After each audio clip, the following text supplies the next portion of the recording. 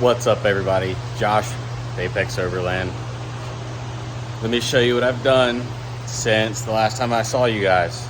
It is Wednesday here.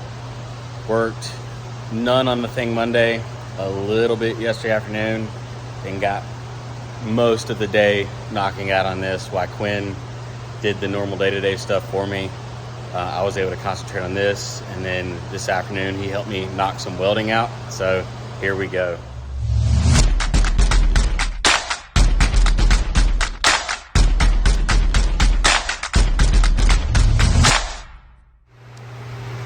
Last time we knocked out the firewall and the brake master cylinder plate here, and we worked on some floorboards. What we have done is got the roof bars done. So my triangles are all good up there. And we have welded everything shoulder height and up completely. Quinn helped me knock that out this afternoon. But what I've been able to work on is the rear here. So we had those two bars in place. We got the ones that come down from the corner there to there, and we got a back bar done. So all that is triangled up beautifully. We possibly will come in and do one there and there, or a crossbar, depending on later down the road. But as far as this goes, it is super strong. All of this is made out of 120 wall 3/4 inch, or 1 3/4 inch. So stupid strong. Like I said, all of the upper stuff up here is fully welded. From here down is not. We're just leaving it tacked for now because we've got to make rear firewall and floor pan and all of that fun stuff. Also, we've got the sides pretty much done. I've got to make 2 more tubes per side and we will be done. So we first made the straight vertical that ties into the, we'll call that an A pillar. That's technically an A pillar. So we'll call A, B, and C, and D. So A was there, B was there. The lower B was not there. We welded that in first. Then we came and welded the lower C pillar in. It's fully welded, top and bottom, top and bottom. Then we added our one more node right there to support it. Then I just got done making this one and this one ×2 on each side. And the next tube that I will work on tomorrow will be one that comes from around this area up through this tube and through this tube. Reason we're not Xing this is the seats, because I'm trying to make this thing as thin as possible. The seats are right against, when we put our side panels on, we will have like a 1/2 inch gap between the seat and the aluminum side panel. So what we're doing is we're going to sneak one of our 1.5 inch tubes in this natural curve of the seat right here. It'll come right about where my thumb is and shoot straight down to there, and then it'll have a little node there. So let me put you up on a stand here, get in here, and I'll talk to why we did the bar the way we did it.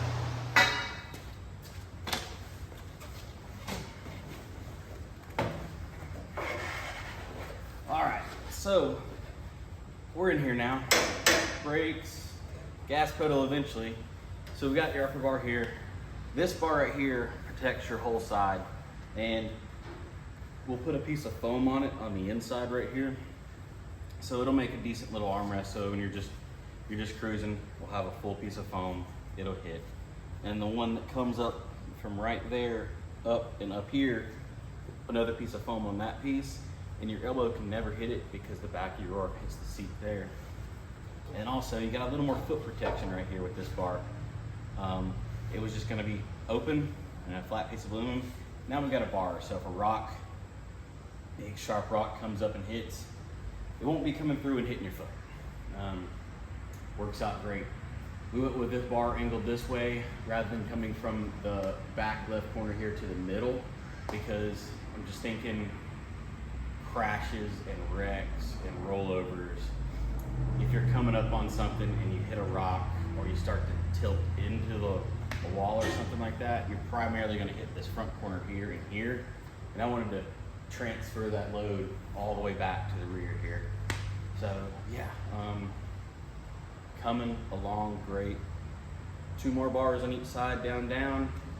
Our handles here and here, and that will be the main cage as far as around the driver and passenger goes.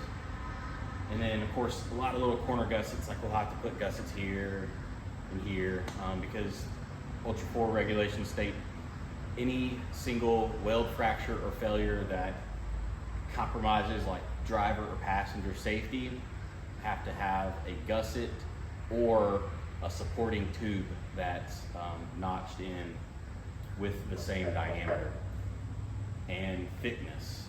And I don't want to be using 1 3/4 120 wall DOM everywhere, because one, it's heavy, 2, it's really expensive. So we will be using gussets, and then just right here and here will be 1.5 inch 120 wall, just for handles, because 1.5 inch is a lot easier to grab than this 1 3/4. And what else? Would just leave this alone, because this is 095 wall. Rules stipulate anything longer that's a supporting tube than 30 inches has to be the same, 120, 1 3/4 wall thickness. So that is unsupported right now in 095, and I believe it was like 33 inches. So we will support this guy with that one tube that comes up here and here, and we'll probably end up making some fancy gussets with the plasma table, just because we can, and they're super easy to make, just to help out a little bit more. Yeah, this thing is coming out awesome. Steering wheel, driving position is great on it. Got my adjustable wheel still, and my in and out, so that is awesome. The seat slides front and back still. I don't know if you guys can tell, but this seat all the way up contacts the bar right there. That's far as the tracks would go anyways, and that's kind of like Jill's driving, because that's pedals are all up on me now. So that roughly, right there is my driving position. So yeah, like I said, that's game changer as well as that. So yeah, the wheel comes off. We'll make a cool little hook for the steering wheel, and pretty much done with the cage up here. So after I make the tubes tomorrow, which I'll show you in a second, we will start firewall and floorboards. And let me show you the part of the firewall I was talking about that was really cool, that I just came up with thinking about things.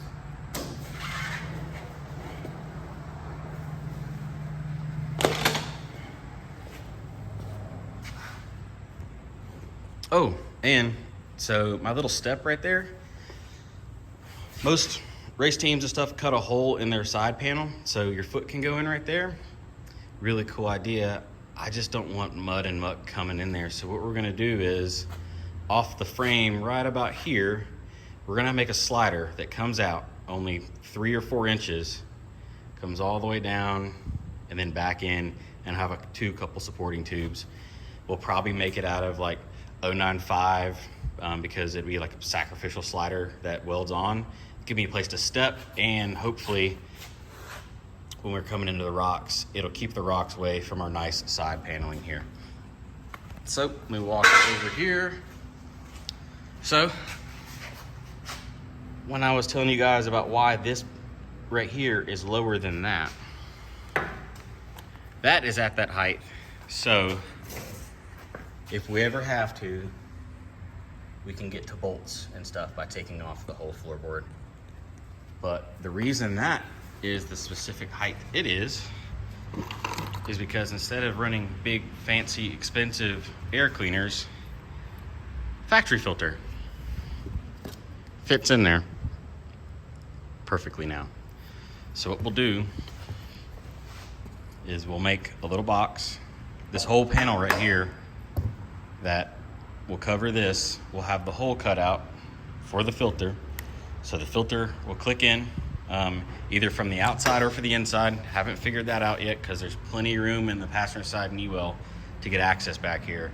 And we'll build a box, round tube, and then that'll go all the way around into the intake.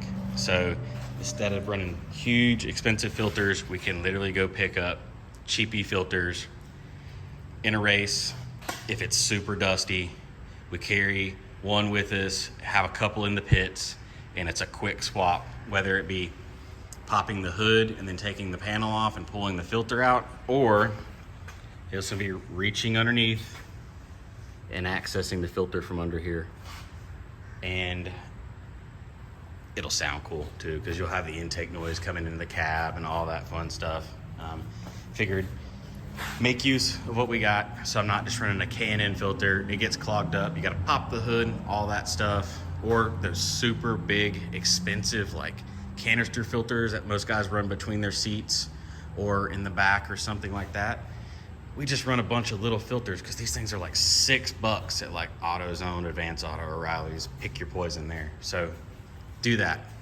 And then if it's like a muddy weekend or one of the races up in like Kentucky that it's usually damp and you're not worried about dust, we could throw a K&N or something like that, and we don't have to worry about the filter getting moisture because the K&N can't get moisture as far as water goes.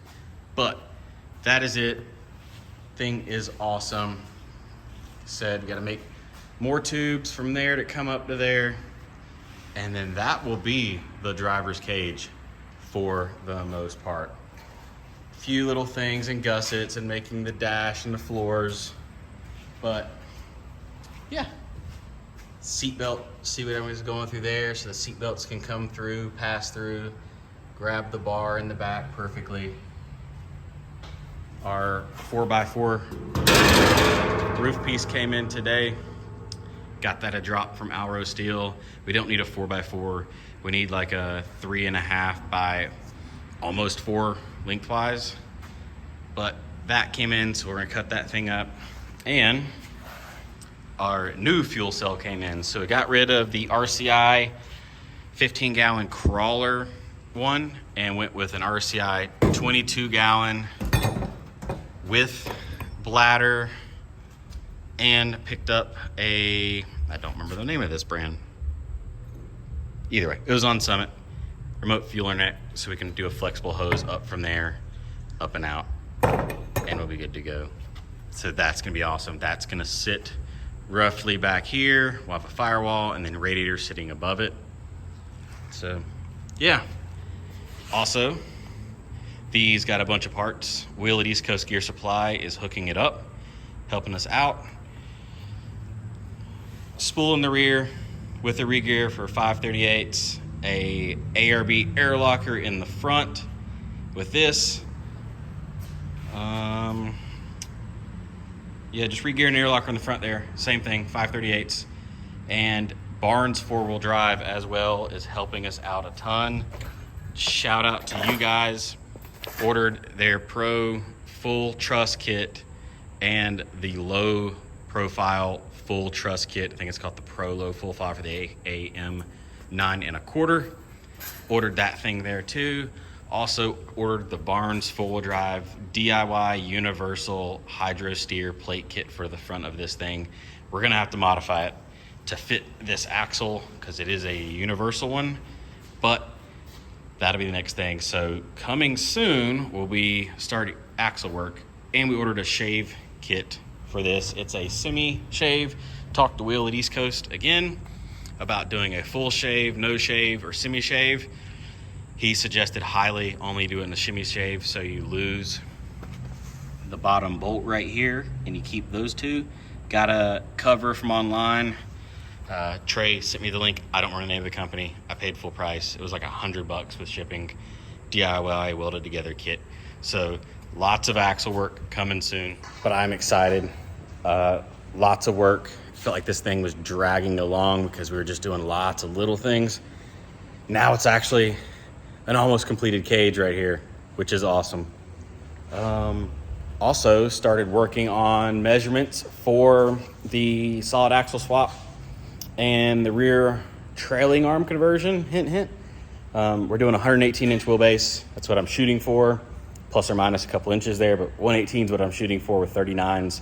Also work for 37s if we step down to the 4800 class, which we'll probably get our toes wet in the 4800 class on 37s, and then try transferring up to 4400 depending on how we do. I know I'm not going to be super competitive. There for fun, there to get our name out there for the smiles. But yeah, it's gonna be awesome. So kind of quick hint of what we're gonna have with that. So doing a bunch of measurements and just eyeballing and running tape measure is right there is the engine mount that comes over to the frame. We're gonna zap the frame off right there, and the whole shock tower and the whole front of the frame is coming off with all the cross members that are underneath the engine. So the one under the transmission will stay. That's where our carrier ring for the drive shaft will go. The exhaust is going to have to get cut and rerouted, but all of that is going away. So if you guys need a front diff, that is an all-wheel drive one, so it does not have an ADD actuator, or you need a power steering rack for super cheap, or you want to buy some TRD Pro takeoffs for super cheap, let me know. I got you. As well as a power steering pump, AC compressor, all that is gonna go away. And then for the rear frame, I've been doing some measuring of where my trailing arms have to go. Unfortunately, they have to go right there. Center bolt needs to be right there, so you can see the dotted line that comes.